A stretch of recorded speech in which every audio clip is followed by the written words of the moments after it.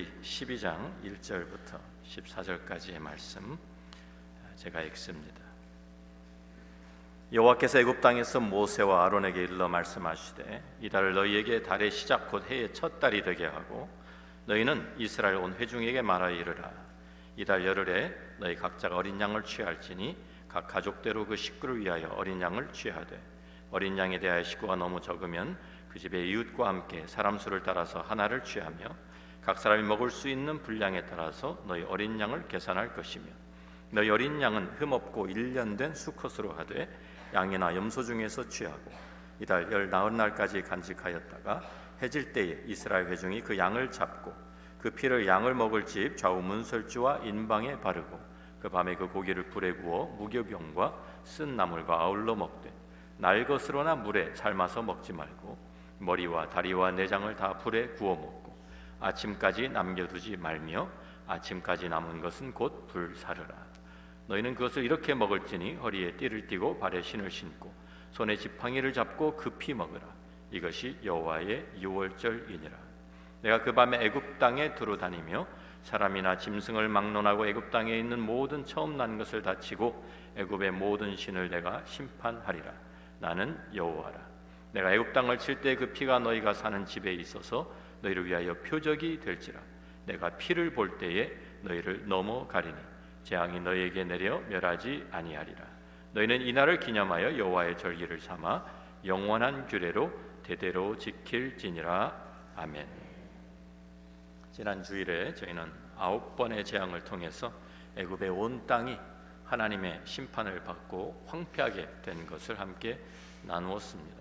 그런데도 바로왕은 그 마음을 굳게 하고 또 완강하게 해서 하나님의 말씀에 순종하지 않을 뿐만 아니라 하나님께 참 대항하며 이스라엘 백성을 놓아주지를 않습니다. 이제 마지막 10번째 재앙은 장자를 죽이는 재앙이었습니다. 바로의 그 참 장자로부터 여종의 장자까지 모든 가정의 장자뿐만 아니라 모든 가축의 처음 태어난 것들을 다 죽이는 재앙이었습니다. 동서양을 막론하고 그 당시에는 장자 선호 사상이 있었죠. 그래서 유산을 낳을 때도 거의 다 장자에게만 많이 물려주고 나머지 자녀들에게는 형식적으로만 그냥 이렇게 조금씩 나누어주는 그런 시기였습니다. 왜냐하면 장자가 그 가문을 이어갈 사람이라고 생각했기 때문에 굉장히 중요하게 취급하고 대접해 주었습니다. 애굽 사람들도 다 장자를 선호하였는데 그들이 가장 귀하게 여기는 그 장자를, 그 맏아들을 하나님께서 심판하시는 재앙인 것입니다. 우리가 여기에는 의미가 있어요. 하나님께서는 이제 계속해서 이 구약성에 보면 이스라엘은 내 맏아들이다라는 말씀을 자주 하십니다. 그런데 우리가 출애굽기 1장 22절에 보면 바로가 이렇게 명령을 내리죠. 그의 모든 백성에게 명령하여 이르되 아들이 태어나거든 너희는 그를 나일강에 던지고 딸이거든 살려두라고 이렇게 했어요. 자, 그래서 이 하나님의 맏아들인 이스라엘 백성을 이제 말살하려고 하는, 멸절하려고 했던 그 바로의 죄악을 또 그 이집트 백성의 죄악을 하나님의 공의로 심판하시는 내용이 바로 10번째 재앙의 내용인 것입니다. 애굽 사람들에게는 심판의 날이었지만 이스라엘 백성들에게는 하나님의 구원의 날이었습니다. 하나님께서 그들을 애굽의 종살이와 억압에서 자유함을 주신 날입니다. 그런데 이스라엘 백성이라고 해서 저절로 다 그 심판에서 구원을 받은 것은 아닙니다. 모든 집의 맏아들을 죽이는 이러한 심판이 애굽 땅에 임하게 될 때 그 심판에서 벗어날 수 있는 방법을 하나님께서 이스라엘 백성들에게 알려주셨습니다. 오늘 우리가 함께 읽은 이 출애굽기 12장 1절부터 14절의 이 본문의 내용은 유월절에 대한 규례가 이제 적혀 있고요. 이 이스라엘 백성들이 어떻게 이 심판에서 구원을 받을 수 있는지 그 방법을 알려주는 것이었습니다. 이 유월절의 규례를 보면 꼭 지켜야 할 것들이 있었습니다. 그달 첫 해가 이제 시작하는 그 달이 되게 하라 하고 이 달을 그 달 열흘에 되는 날에 한 가족의 한 어린 양을 취해서 이제 나흘 동안 집에서 함께 키우는 거예요. 그리고 그 어린 양은 흠없고 점없는 그러한 1년 된 수컷이어야 했습니다. 그리고 나흘 동안 잘 데리고 있다가 14일 해질 때 그 어린 양을 잡습니다. 그리고 피를 흘려서 그 피를 양푼에 담아가지고 그 피를 가지고 밖에 집 문틀에다가, 그래서 거기 좌우 설준을 이렇게 아래 위로 내려간 틀이고요, 임방이라고 하는 것은 위에 이렇게 가로지른 문틀입니다. 그 문틀에 뿌리라고 말씀을 하시죠.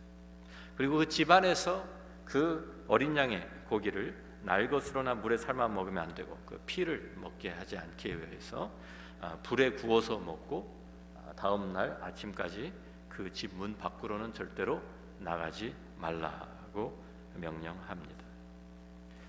그리고 계속 이어서 일주일 동안 무교병을 먹는 무교절이 시작이 됩니다. 출애굽기 12장 18절 우리가 읽지 않았지만 그 18절 말씀에 보면 첫째 달 그 달 열 나흔 날 저녁부터 21일 저녁까지 너희는 무교병을 먹을 것이요.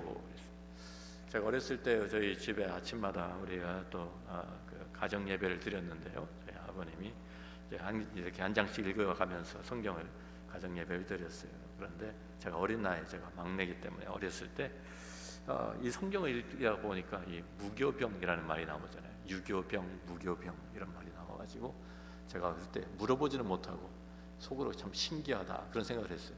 어떻게 사람들이 병을 씹어 먹었을까? 뭔지 모르니까 병을, 그 딱딱한 병을 어떻게 깨서 씹어 먹었을까? 이런 생각을 하면서 지나갔던 생각이 납니다. 자, 그런데 이 무교병, 유교병 이런 말은 떡이라는 말이에요. 떡. 근데 그 누룩이 들어간 떡, 누룩이 들어가지 않은 떡.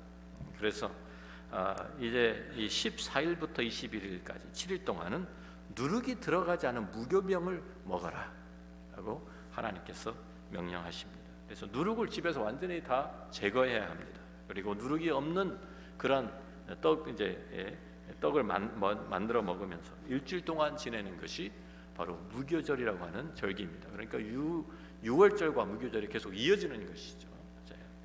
자, 이것을 통해서 이스라엘 백성들이 해마다 애굽 땅에서 구원을 받은 것, 종살이에서 해방된 것을 기념하는 절기가 되었습니다.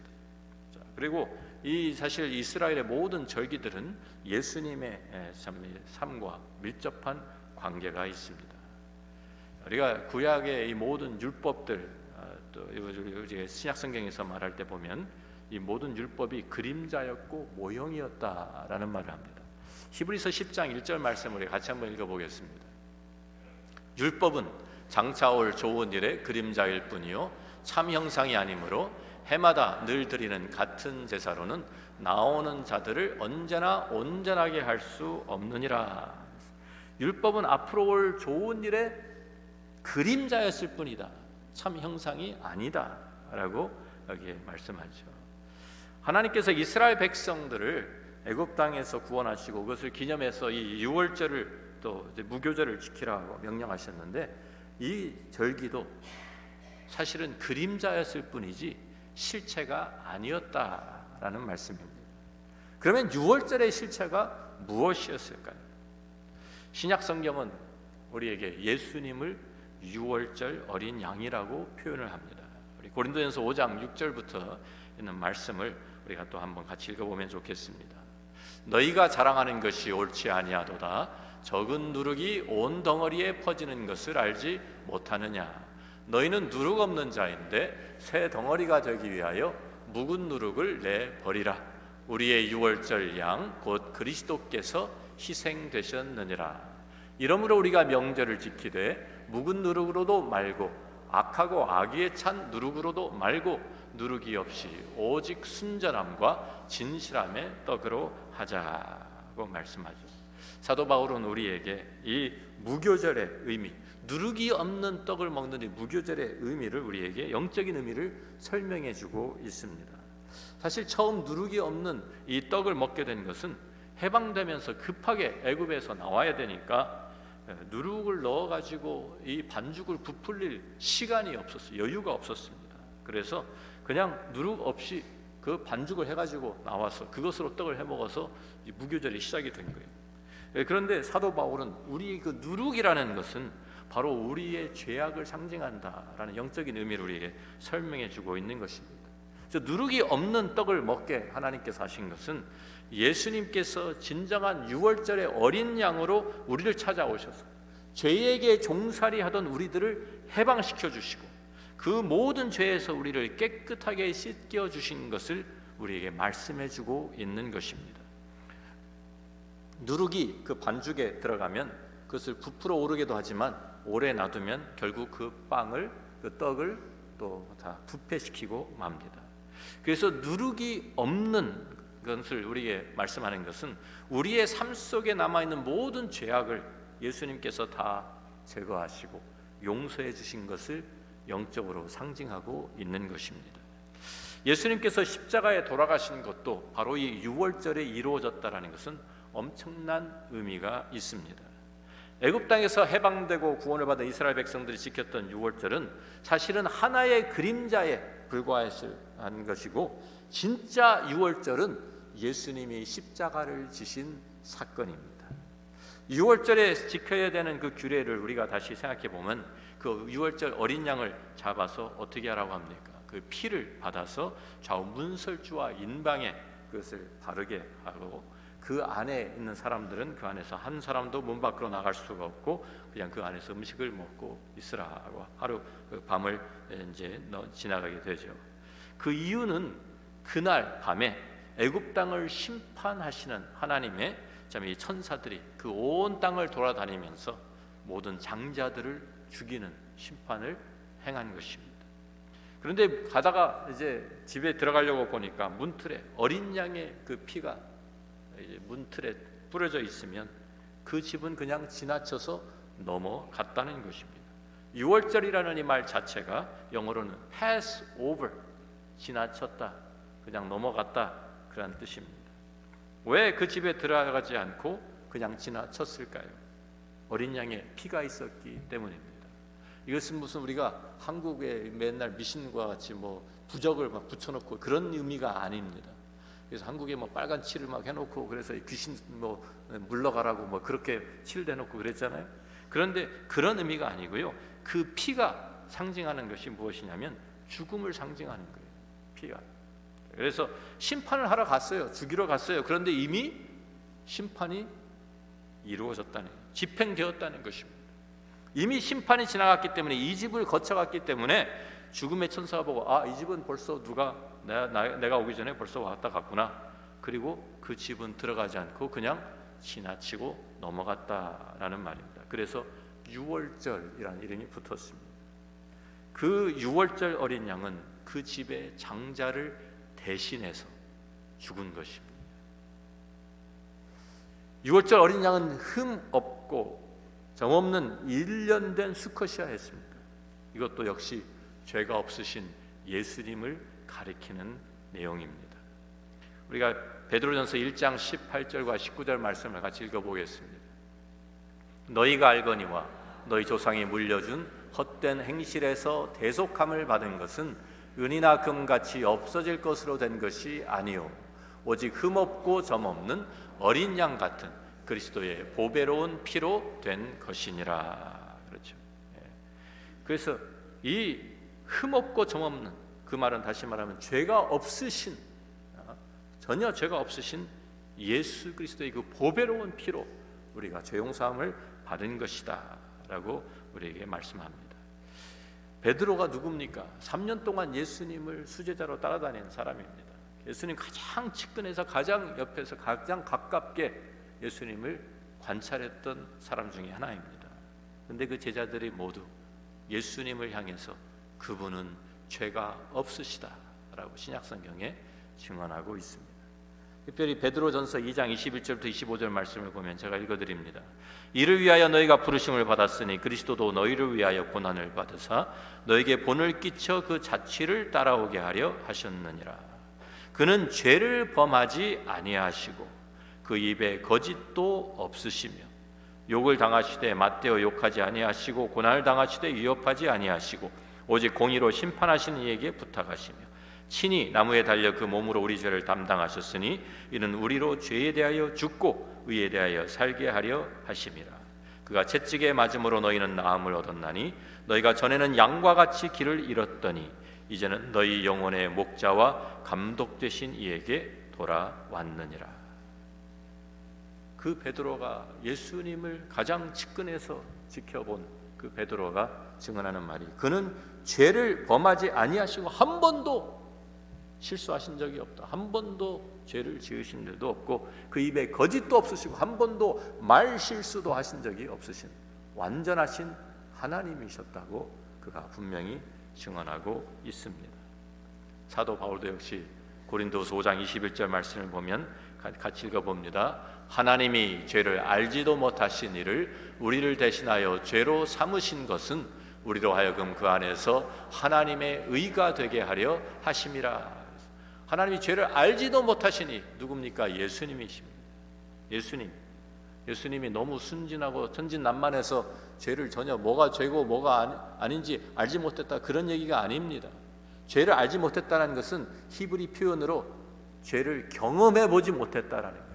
한 번도 죄를 지으신 적이 없기 때문에 한 번도 죄를 경험해 본 적이 없는 그 예수님이 우리 죄를 대신 담당하시고 십자가에 죽게 하셨다라는 말씀이죠. 6월절 어린 양은 해질 때에 잡게 되어 있었습니다. 여기 해질 때라는 말은, 이 말의 의미는 오후 늦게 이제 해가 기울어지기 시작할 때, 그때부터 해가 완전히 지평선을 넘어가는 그 때까지를 말하는 그러한 표현입니다.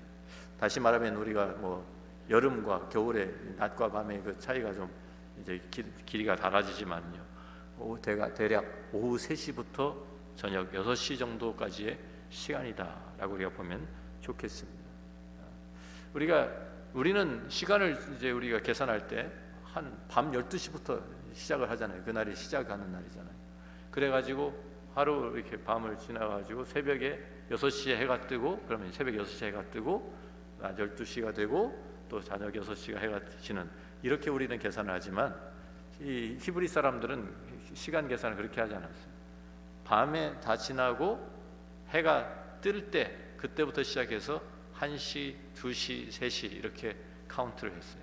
그래서 이 3시, 제3시, 성경의 제3시, 그러면 그 시간은 오전 9시입니다. 제6시가 되었다, 낮 12시가 된 것이고요. 그리고 제9시가 되었다, 그것은 오후 3시입니다. 그리고 새가 또 떨어지면서 12시간이 이제 하루 낮 시간을 이렇게 계산한 거예요. 마가복음을 보면 예수님의 그 십자가의 사건을 시간대로 우리에게 정리해 놓았습니다. 마가복음 15장 25절에 보면 때가 제3시가 되어 몇 시예요? 오전 9시. 오전 9시 예수님이 십자가에 못 박히셨습니다. 그리고 마가복음 15장을 계속 읽어보면 33절 34절에 제6시가 되매 몇 시예요? 낮 12시. 온 땅에 어두움이 임하여 제9시까지 계속하더니 오후 3시까지 가장 밝아야 될 그 시간에 낮에 빛을 잃고 해가 빛을 잃고 어두움이 이 땅에 임했다는 것이죠. 제9시에 오후 3시 예수께서 크게 소리 지르시되 엘리 엘리 라마 사박다니 하시니, 이를 번역하면 나의 하나님 어찌하여 나를 버리셨나이까 하는 뜻이라. 우리를 대신해서 하나님께서 예수님을 저주받게 하시고 버림을 받게 하신 것입니다. 그리고 마가복음 15장 37절에 계속 읽어보면 예수께서 그 잠시 후에 큰 소리를 지르시고 숨지시니라. 그래서 예수님이 십자가에 오전 9시부터 오후 3시까지 6시간 가량 달려 있으셨고요. 그리고 오후 3시가 조금 지난 후에 죽으신 것을 우리들이 알 수가 있습니다. 우리가 이 6월절의 규례를 보면, 그래서 예수님이 그 십자가에 죽으신 사건도 오늘 우리가 여기에 이 해질 때라는 그거가 똑같이, 그러니까 지금 이러한 내용들을 한번 기억해 보세요. 지금 예수님이 오시기 전, 출애굽기가 지금 12장의 이 내용은 예수님이 오시기 전 약 1500년 전에 지금 일어난 사건이잖아요.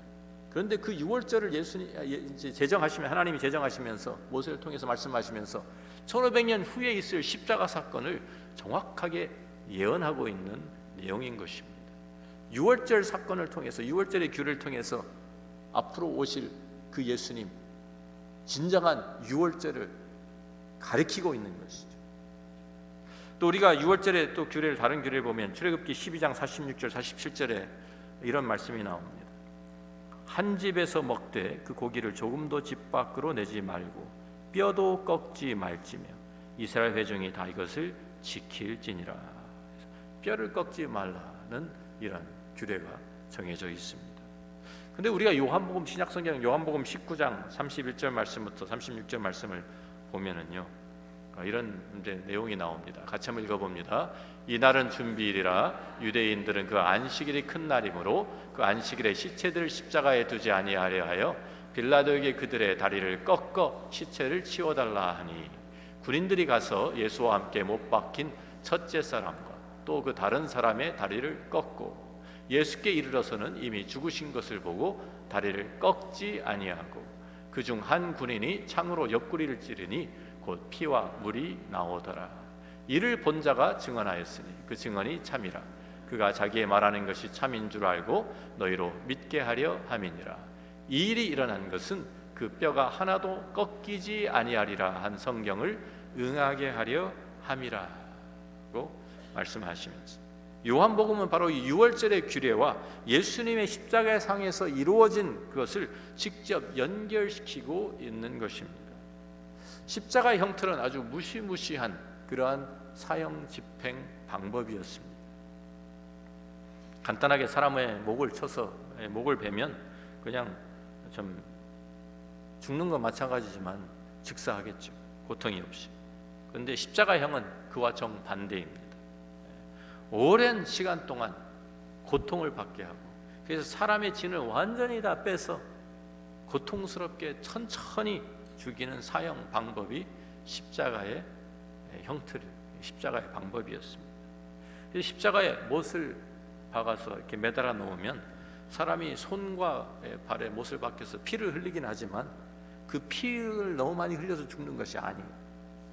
왜 고통스러운가 하면 우리가 이 중력이 있잖아요. 그러니까 이 몸의 무게를 계속 잡아당깁니다, 아래로. 그래서 사람이 몸이 십자가의 못에, 손에 못을 박히고 발에 못을 박혔는데 그게 자꾸만 밑으로 처지는 거예요. 그러니까 그 상태에서는 허파가 팽창할 수가 없기 때문에 숨을 쉴 수가 없어요. 숨을 쉬기 위해서는 손에 못을 박힌 그 손으로 자기 몸을 끌어올려야 되고요, 발에 못을 박힌 그 발로 자기 몸을 지탱해서 위로 올려야 합니다. 그래야 겨우 이 가슴을 펴면서 숨을 한 번 들여 마실 수 있는 거예요. 한 번 숨을 쉴 때마다 온 몸이 뒤틀리면서 처절한 고통을 경험해야 합니다. 그렇게 사람을 매달아 놓고 죽을 때까지 기다리는 거예요. 자기 힘이 완전히 다 빠져야 하지만 사람이 십자가에 더 이상 자기가 숨을 쉴 수가 없을 때 질식해서 죽는 것이 십자가의 형벌입니다. 그런데 이날은 바로 예비일이었다라고 말합니다. 해가 떨어지면 안식일이 시작이 됩니다.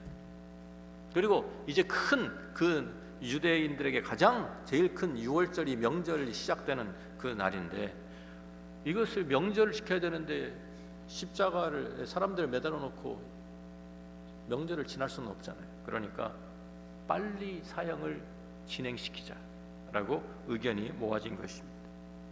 십자가에 달린 사람들은 보통 이틀 3일은 보통이고요, 길게 가는 사람들은 일주일도 버티는 사람이 있었다고 기록에 남아 있습니다. 이 사람들을 빨리 죽게 하는 방법은 그 몸을 지탱할 수 없게 다리를 부러뜨리는 것이었어요. 그래서 망치를 가지고 그 다리를 쳐서 다리가 부러지면 더 이상 몸을 지탱할 수 없으니까 질식해서 바로 죽고 맙니다. 그래서 이 예수님과 함께 양쪽에 강도 두 사람이 십자가에 매달렸었죠. 그 사람들을 가보니까 이 사람들이 살아서 숨을 쉬고 있어요. 그러니까 다리를 부러뜨려 가지고 바로 이제 죽게 만듭니다. 그리고 예수님께 와서 보니까 이미 예수님은 돌아가셨어요. 이미 죽은 사람을 또 다시 다리를 부러뜨려서 죽일 필요가 없으니까 다리를 부러뜨리지 않은, 뼈를 꺾지를 않은 것이죠. 그런데 그 대신에 죽은 것을 확인하기 위해서 창으로 옆구리를 찌릅니다. 그래서 거기에서 피와 물이 나왔다라고 성경이 증언합니다. 이미 예수님께 십자가 위에서 돌아가셨던 것을 우리에게 보여주는 그러한 내용인 것입니다. 유월절의 그 규례가 예수님이 십자가 그 위에서 그 모든 것이 다 이루어졌습니다. 진짜 유월절은 모세를 통해서 애굽 땅에서 이스라엘 백성을 구원해내신 것이 아니라 우리를 죄에서 구원하시기 위해서 이 땅에 하나님의 아들이신 예수 그리스도가 어린 양으로 오셨고 십자가에 달려 돌아가신 이 사건이 진짜 유월절인 것입니다. 우리는 다 하나님의 심판 아래 놓여있던 사람들이었습니다. 모든 사람들이 다 죄 때문에 죽을 수밖에 없는, 하나님의 심판을 피할 수 없는 그러한 우리들이었어요. 그런데 그 하나님의 진노에서 우리를 건져낼 수 있는 유일한 방법은 예수님께서 유월절 어린 양으로 오셔서 우리를 위해서 대신 죽어주시고 그 심판이 우리를 지나치게 하신 것입니다.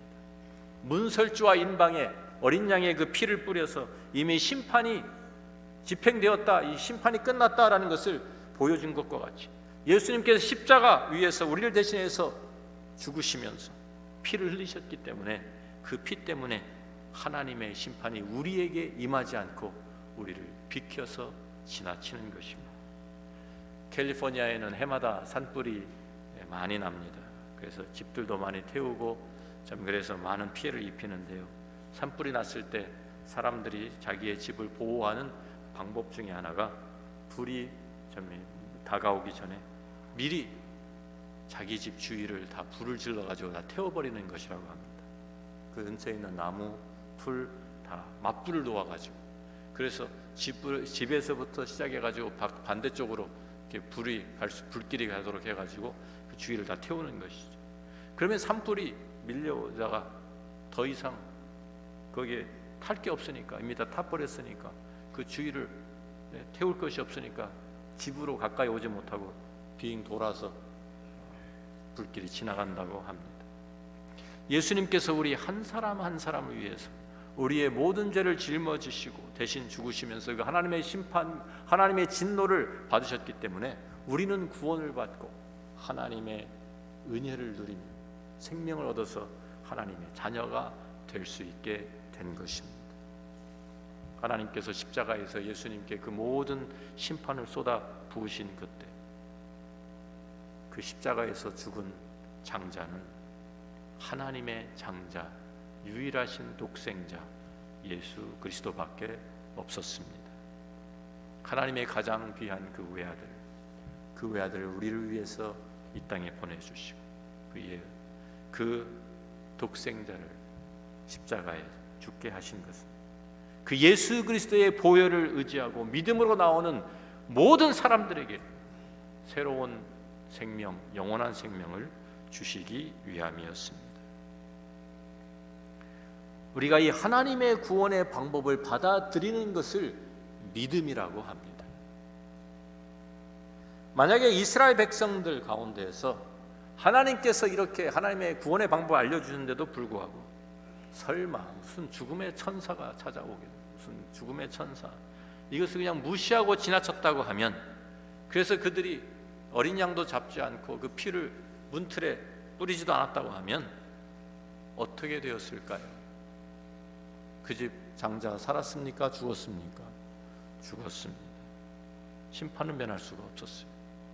반대로 그 이웃에 살던 애굽 백성이 소문을 듣고 이스라엘 백성들이 하는 것을 그대로 따라서 어린 양을 잡고 그 피를 문틀에다가 이렇게 칠을 했다고 하면 그 애굽 사람은 어떻게 되었을까요?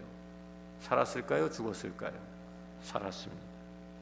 애굽 사람이라 할지라도 그 어린 양의 피 때문에 구원을 받는 것입니다. 하나님께서는 구원의 방법을 우리에게 제시하셨습니다.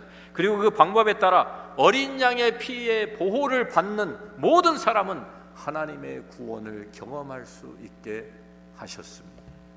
그 집에 누가 있든지 상관이 없어요. 그 집에 피가 칠해져 있는, 어린 양의 피가 칠해져 있는 그 집 안에 있는 사람이 악한 사람이든지 선한 사람이든지 상관이 없습니다. 부자이든지 가난한 사람이든지 상관이 없습니다. 지위가 높은 왕이든지 아니면 종이든지 상관이 없이 믿음으로 하나님의 구원의 방법을 받아들인 모든 사람은 구원을 받습니다. 지금도 마찬가지입니다. 하나님께서 예수 그리스도를 어린 양으로 이 땅에 보내주셔서 우리를 위한 희생 제물로 삼으셨는데, 예수님이 흘리신 그 피를 우리가 의지하고 믿음으로 그 하나님 앞에 나오는 모든 사람들을 하나님께서 받아주시고 구원하십니다. 우리를 대신해 심판을 받으신 그 주님의 십자가의 그 은혜를 우리가 누릴 수 있게 되는 것입니다. 요한복음 5장 24절의 말씀을 같이 읽습니다. 내가 진실로 진실로 너에게 이르노니 내 말을 듣고 또 나 보내신 이를 믿는 자는 영생을 얻었고 심판에 이르지 아니하나니 사망에서 생명으로 옮겼느니라. 예수님께서 분명히 말씀합니다. 참, 내 말을 듣고 나 보내신 이를 믿는 자는 영생을 이미 얻었다. 그리고 더 이상 심판에 이르지 아니한다. 사망에서 생명으로 옮겨졌다고 우리에게 약속하십니다. 로마서 8장 1절과 2절 말씀도 우리에게 참 귀한 확신을 주는 말씀입니다. 같이 읽어봅니다. 그러므로 이제 그리스도 예수 안에 있는 자에게는 결코 정죄함이 없나니 이는 그리스도 예수 안에 있는 생명의 성령의 법이 죄와 사망의 법에서 너를 해방하였음이라. 그렇습니다. 진정한 유월절, 진정한 해방은 바로 이 죄와 사망의 법에서 우리가 해방을, 자유함을 누리는 것입니다. 예수님의 피가 이것을 가능하게 만들어 주었습니다. 오늘 이 자리에 아직도 혹시 예수 그리스도의 이 보배로운 피를 믿지 못하는 분이 계신다고 하면 오늘이라도 늦지 않았습니다. 예수 그리스도께서 어린 양으로 우리를 대신해서 십자가에서 죽으시고 피를 흘려 주셨기 때문에 우리가 하나님의 심판 우리가 받을 필요가 없이 우리가 구원을, 영생을 누릴 수 있다는 이 사실을 믿음으로 받아들이시면 됩니다. 그 피의 보호를 받는 것입니다. 오늘 그 예수님의 그 사랑, 예수님의 그 십자가의 사랑, 나를 대신해서 죽으신 그 예수님의 희생을 내가 믿음으로 받아들이고 하나님의 영원한 생명을 누리는 은혜를 여러분들이 누리게 되기를 주의 이름으로 축원합니다. 우리가 이미 하나님의 자녀가 된 사람들이라고 하면 이스라엘 백성들 유월절 후에 7일 동안 무교절을 지킨 것처럼 우리가 이제 구원받은 사람으로서 어떻게 살아야 될 것을 우리에게 보여주시는 거예요. 우리가 아직도 죄에 묶여 살고 있지는 않은지, 아직도 우리 삶 속에 남아있는 모든 죄의 누룩들을 다 제거하면서 우리가 예수의 피로 다시 한번 씻음을 받고 정결하게 되어 거룩한 하나님의 자녀로 이 세상을 승리하며 살아가시는 우리 한 사람 한 사람 될 수 있기를 주의 이름으로 축원합니다. 함께 우리의 말씀을 묵상합니다.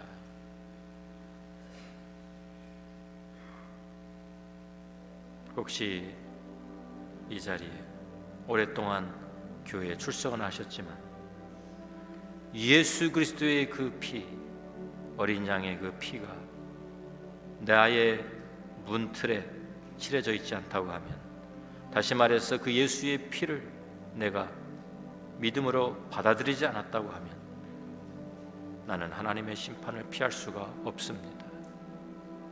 장차 이 세상은 하나님의 불의 심판을 받을 수밖에 없는 그러한 이 세상입니다. 이 심판, 하나님의 심판에서, 앞으로 임할 하나님의 심판에서 구원을 받을 수 있는 유일한 방법은 어린 양의 피로 보호를 받는 것 외에는 없습니다. 믿음으로 예수님의 십자가를 받아들이십시오. 그리고 그분을 의지하십시오. 예수님께서 여러분에게 대신 여러분을 위해서 죽으신 그분이 그분의 생명을 여러분에게 주시고 영생을 누리도록 하실 것입니다. 이미 이 구원의 은혜를, 이 감격을 체험하신 분들은 오늘 우리가 읽은 말씀처럼 무교절을 우리는 무교절의 삶을 살아가야 합니다. 누룩이 없는, 죄와 상관없는 거룩한 하나님의 백성으로 우리들이 매일매일 그리스도의 보혈로 다시 한번 정결하게 되며 그 은혜 가운데에서 하나님과 아름다운 동행이 이루어지는 저와 여러분의 삶이 될 수 있기를 주의 이름으로 축원합니다. 아버지 하나님, 감사합니다. 6월절 어린 양이 되신 예수 그리스도를 우리에게 보내주심을 감사합니다. 우리가 다 심판을 받아 죽을 수밖에 없는 그러한 사람들이었는데 예수님의 십자가의 공로로, 예수 그리스도의 피로 우리의 모든 죄가 용서함 받고 우리들이 생명을 누릴 수 있게 하신 것을 감사합니다. 주님, 이 피를 우리들이 증거하며 살게 하시고 이 구원을 우리 이웃들에게 나누며 사는, 생명을 나누는 우리들이 될 수 있기를 소원합니다. 이 자리에 아직도 이 예수 그리스도의 구원의 은혜를 누리지 못하는 분이 계시다고 하면 주님, 주의 성령으로 그의 마음을 열어주시고 눈을 열어주셔서 하나님 말씀의 진리를 깨닫게 하여 주시고 예수를 믿어 구원을 얻는 은혜를 누리게 하여 주옵소서. 예수님 귀하신 이름으로 기도합니다. 아멘. 다 함께 일어나셔서 찬송가